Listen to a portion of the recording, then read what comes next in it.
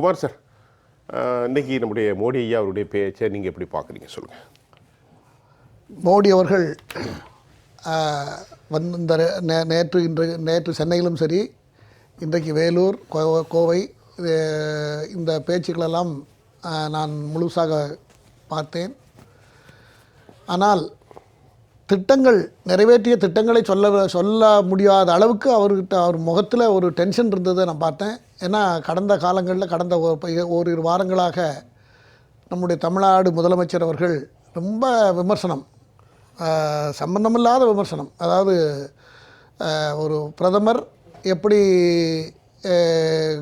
ஒரு நம்ம குறிப்பிட்ட மாநிலத்துக்கு எதிராக எப்படி செயல்பட முடியும், ஆனால் அதை போல் அவர் வந்து பிரபகண்டா அப்படி இருந்தது. ரெண்டாவது அண்ணாமலையை பற்றி சொன்ன விமர்சனம், பல விமர்சனங்களுக்கு அவர் அந்த பேச்சோடு பேச்சாக அதற்கு பதில் கொடுக்குற மாதிரி தான் அவருடைய பேச்சு மொத்தமும் இருந்தது. நேற்று ஈவினிங்கில் வந்து தியாகராயனரில் அவர் அந்த ரோட் ஷோ வந்து ரொம்ப அதையும் கூட மீடியாவில் சில மீடியாக்கள் கூட்டமே இல்லை அப்படி இல்லை இப்படி இல்லைன்னுலாம் சொன்னாங்க.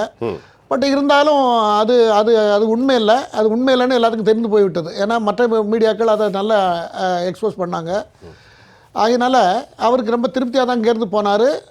அது தவிர இப்போ இன்றைக்கி அவர் பேசுனது வந்து சுற்றி நீங்கள் சொன்னது போல் ஊழலை ஒழிக்கிற அடுத்த அவங்க பிரைம் மினிஸ்டர் அவர் 5 வருஷம் இருக்கும்போது அந்த 5 வருஷத்தில் ஊழல் ஒழிப்புக்கு தான் அதிகமான முக்கியத்துவம் இருக்கும் என்று அவருடைய பேச்சு நமக்கு தெரியும். பேச்சு நம்ம நீங்களே முடிவு பண்ணி சொல்லிட்டீங்களா எப்படி?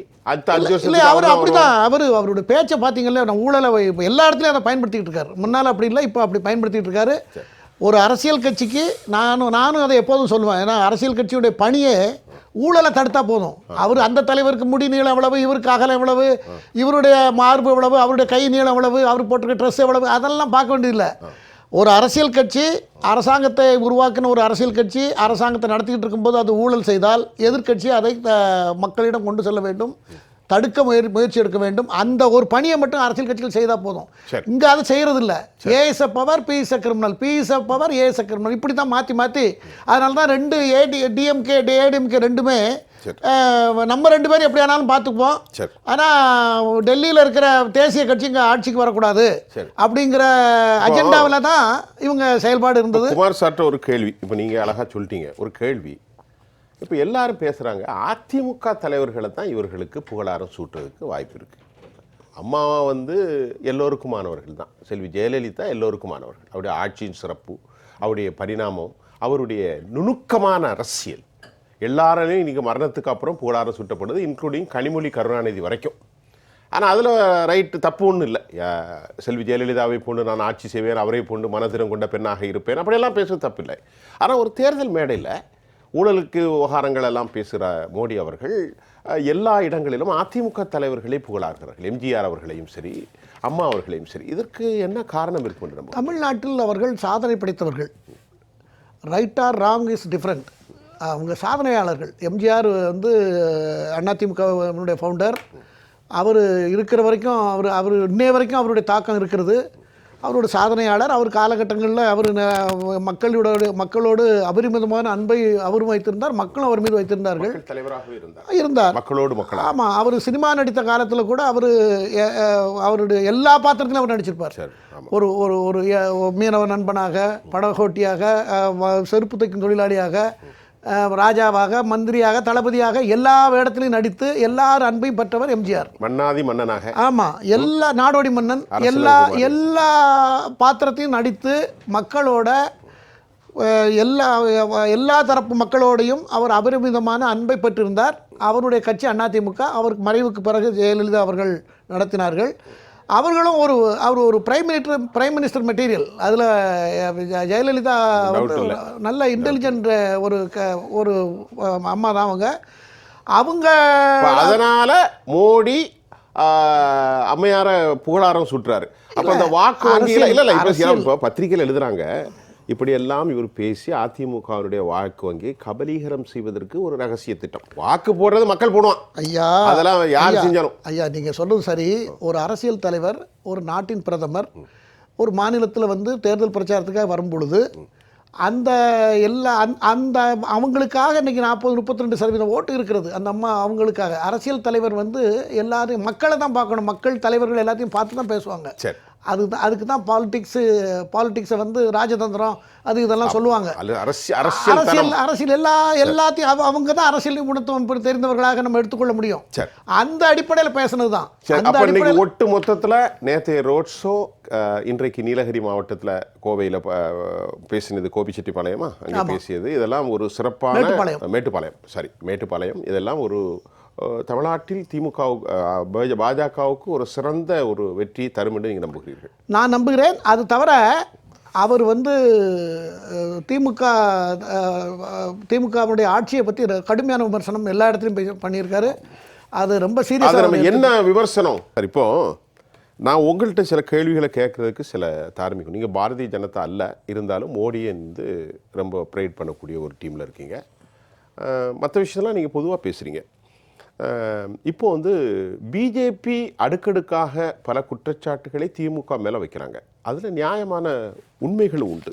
அவங்க வைக்கக்கூடிய இந்த 3 குற்றச்சாட்டு குடும்ப அரசியல், ஊழல், தமிழ் கலாச்சார எதிர்ப்பு is so called the family property அப்படி தான் அவங்க சொல்கிறாங்க. திமுக ஒரு குறிப்பிட்ட சொந்தம். அதில் கனிமொழி இருப்பாங்க, செல்வி இருப்பாங்க, கருணாநிதி இருப்பாங்க, தயாநிதி மாறன். கருணாநிதி இல்லை, இப்போ ஹீஸ் நோ மோர். அந்த மாதிரி ஆட்கள் தான் இருப்பாங்க. அதிலலாம் உண்மை இருக்குது. இப்போ நீங்கள் உண்மையாக இருக்குன்னா சில கேள்வியை திரு ரங்கராஜ் அவர்கள் எழுப்புகின்ற போது தன்னிடத்தில் கூட்டணி வைத்திருக்கிற அவ்வளோ பேரும், நீங்கள் மிஸ்டர் கிளீனாக இருக்கலாம், உங்கள் மீது சில கேஸ்கள் இருக்குது, கட்சிக்காரங்க அவ்வளோ பேர் மேலே இருக்குது, எல்லா ஊழல்வாதிகளையும் சேர்த்துக்கிட்டு சந்தோஷ் ஹெக்டே லோக்பாலில் சொன்ன மாதிரி லோக் அதாலத்து கேஸில் சொல்லி ஒரு ஊழல் குற்றவாளியை சேர்த்துக்கிட்டு நான் ஊழலை ஒழிப்பேன்னுக்கிறத பொதுவாக பார்க்கும்போது சில சந்தேகங்கள் வரத்தான் செய்யும். நியாயமாக வரும். அது நீங்கள் அதை மறுக்க முடியாது.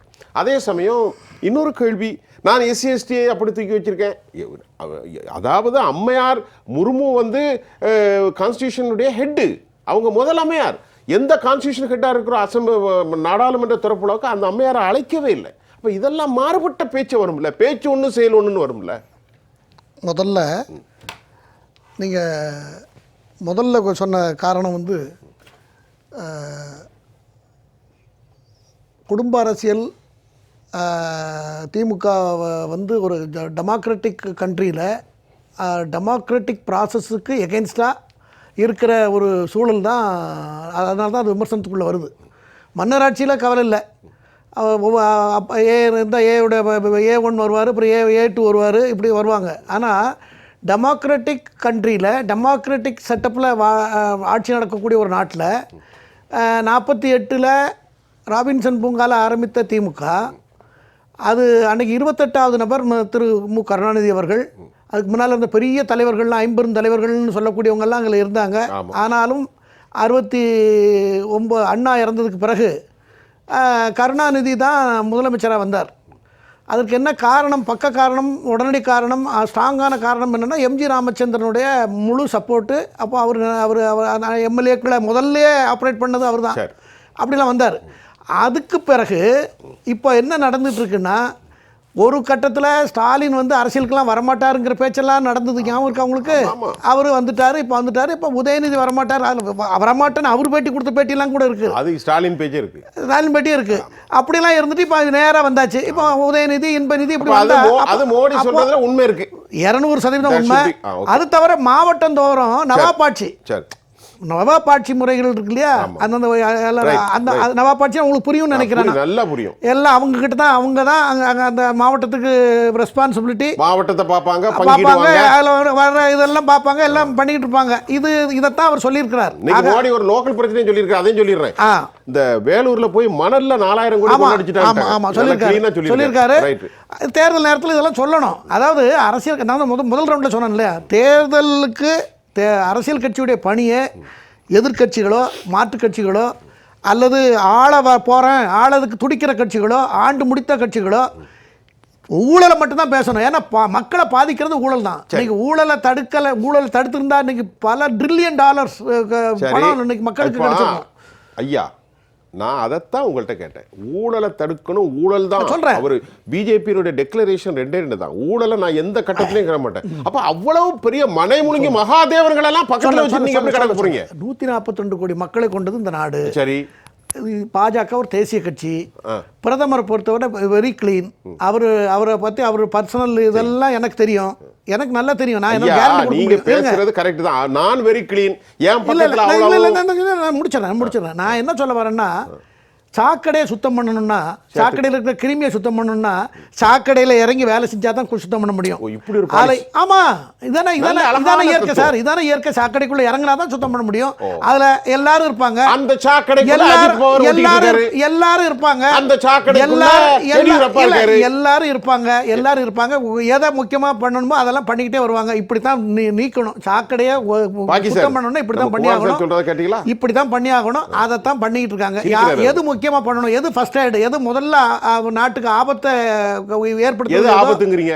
இல்லை, எல்லா ஆபத்தா இருந்தாலும் அதற்குரிய ஒவ்வொன்றுக்கும் இந்த மாதிரி தவறுகள் எடுத்துக்கிறேன். ஐயா, இப்ப சாக்கடை இறங்குறதுக்கு மோடி ஐயா கையில வாளியோட தூக்கிட்டு கூவத்தில் இறங்குறாரு. ஒரு பேச்சுக்கு சொல்றேன். பக்கத்துல அஜித் பவார் எல்லாம் பக்கத்துல இருந்து ஐயா நான் உங்களுக்கு ஹெல்ப் பண்றேன்னு அவ்வளவு ஊழல்வாதியும் வந்து கிடக்கான்.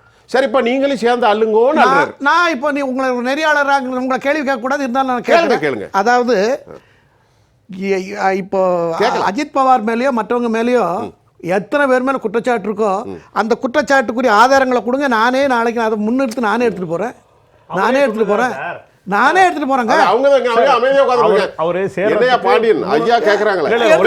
எல்லாமே முதல்ல இவர் பாஜக சேர்றதுக்கு முன்னால ஒரு 6 மாசத்துக்கு முன்னால பத்திரிகையில வந்தது, ஒரு செய்தி வந்தது, அஜித் பவார் 70,000 கோடி ரூபாய் ஊழல் அப்படின்னு வந்தது.